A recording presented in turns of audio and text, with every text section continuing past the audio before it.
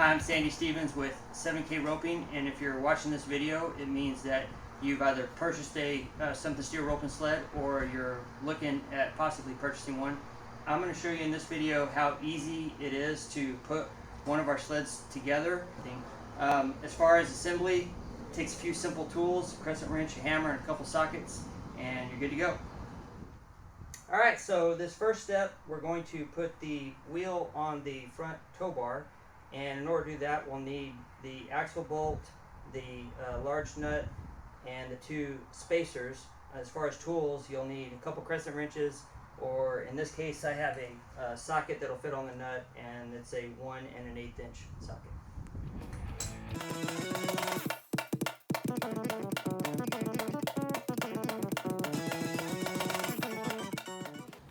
Alright, the next thing we're going to do is we're going to connect the mainframe with the center plate to the front tow bar. Now, one thing you'll notice is that there are a couple holes on the tow bar, and there are actually 3 holes on the mainframe. And the reason for that is that it gives you different settings for depending on whether you're towing it by the horns with your horse, or whether you're towing it with your four-wheeler or UTV by the tow bar. The next thing we're going to do now is attach the support legs to the mainframe center plate. We have the longer right support leg and the shorter left support leg. The right one, be sure to put it in front of the center plate towards the wheel, and put the left leg behind the center plate.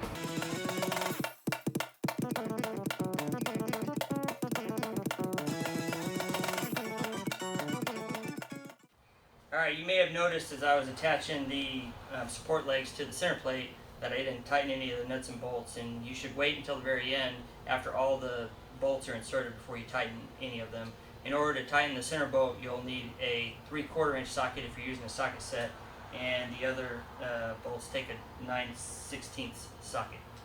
After I get these tightened up, we're going to attach the right and left skids, and you'll note the difference between the skids. The left skid has this lip which prevents it from digging in when you're towing the sled to the left, particularly on your horse. And it also has this stabilizer fin here in the back, which gives the sled even further stability.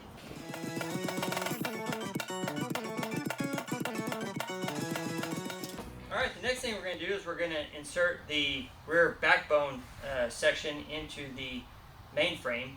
And you'll note the rear backbone section has 3 holes. The reason for that is it's designed to be used with the optional hitch attachment or the trifecta system, which is the ground stand, the fence attachment, and the hitch attachment. You'll also note that the mainframe has 3 holes, and that's just for your convenience. You can slide the backbone in all the way and just connect it to whichever hole you choose. You can see that once again we're using these cotter pins. You just quick release, pull it out, take your backbone section with you, take your hitch attachment or your trifecta system on the road with you, and you got your heeling on the go. Alright, so the next thing we're going to do is we're going to put the legs and the hinges together, and all you're going to need to do this is a hammer and a 9/16 inch socket. And the left leg, you'll note, is the leg with the white brand. The hinges are not too easy to tell the difference, but I'll just hold them up here real quick.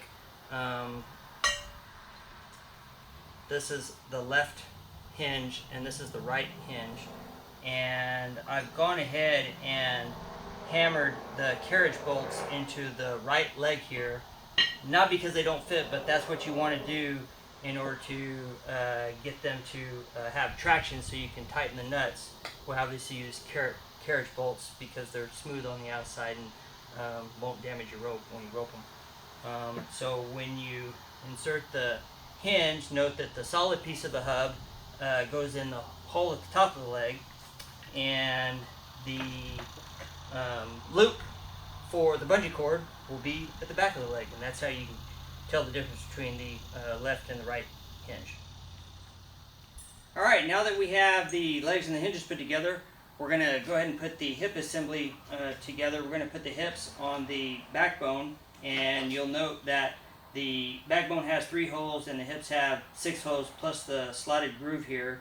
and all of those holes allow for the various settings of height and rotating the legs and hips to the inside or the outside, or using the groove to allow the hips to rotate freely in the corner. Then what you want to do is put the swivel collar on the hip bars, and it's not real easy to know which swivel collar.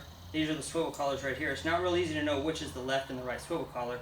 The way you figure that out is the swivel collars have a cutout here that serves as the stopper for the individual leg adjustments, and the stopper portion, the ledge portion here, should go on the outside of the hip bar, and when you slide it on, the holes will be towards the back or rear of the hip bar. If you don't see the holes in the back, then you have the swivel collars on the wrong side. So again, we have these simple pins that you can use to lock the swivel collars into place, and that sets the positioning of the legs. Once you have those attached, then all you do is slide the legs on, and then what you can do after that is put the end caps on, and these tighten up with just a simple 9/16 socket wrench. And if you want to adjust the legs, you don't even have to loosen the nuts or anything. You just pull the pin out and you make the adjustment and reinsert the pin, and you've got a different setting for your legs. Alright, we're getting close to wrapping it up here. The next thing I'm going to do is slide the dummy brackets over the support legs, and you'll note the dummy brackets have two different holes, and those holes allow you to raise or lower the dummy altogether, or tilt the dummy from one side to the other. The way you know which is the right dummy bracket, the right one has the quick release J-hook, which can be adjusted with these nuts right here. The left dummy bracket, I've already opened up the links over here, and I've attached the front cable strap. The front cable strap, you can tell, has the 4 links, which allow for different tension adjustments when you attach it to the J-hook. The rear cable strap right here goes once again in the closable link back here. Also, if you take the rear strap out of the closable link, that actually lowers the dummy head by about 6 inches to practice roping a steer that really runs with his head down. So we're going to put this rear strap on real quick. And one other thing I didn't do when I attached the hips earlier is I didn't put the bungee strap on. So that's pretty simple. It goes in front of the link on the backbone, and then it just hooks to these loops right here, and each leg operates independently. Alright, last but not least, we're going to slide the Something dummy up into the brackets and into place. You can see how easy it is to do. Even a young kid can do that. Just make sure that the rear cable is on top of the flange base here. Then pull the front strap around and hook the links to the latch and get her locked in tight, nice and secure. That's not going anywhere. There are a couple decals.